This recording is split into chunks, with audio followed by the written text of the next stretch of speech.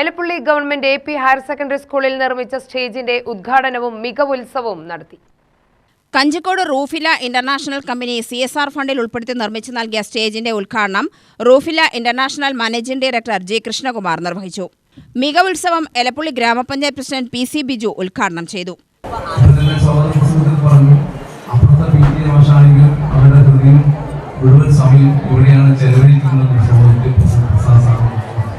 അതുപോലെ തന്നെ എല്ലാവരും ഒരുമയോടുള്ള ഒരു പ്രവർത്തനത്തിന്റെ ഭാഗമായിട്ടാണ് നമ്മുടെ എലപ്പുള്ളി ഇത്രയും വലിയൊരു മാതൃകാപരമായ ഒരു പ്രവർത്തനം കാഴ്ചവെക്കുകയും ഒട്ടനവധി വിദ്യാർത്ഥികളെ പല രംഗങ്ങളിലും പല വേദികളിലും പല ഉയരങ്ങളിലേക്ക് എത്തിപ്പെടാൻ സാഹചര്യം രേഖപ്പെടുത്തി.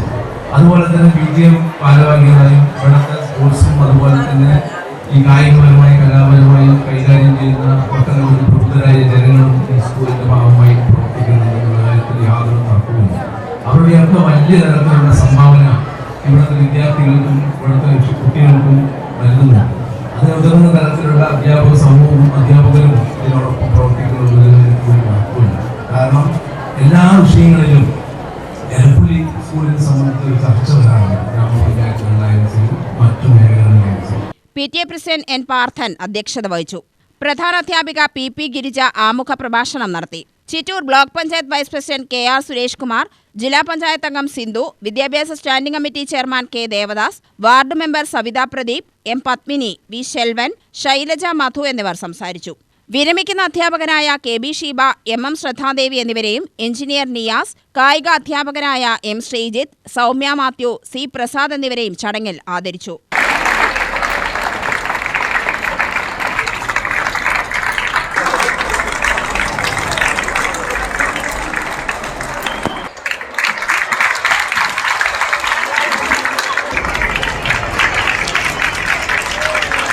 Next, I would like to invite Prasad sir to receive the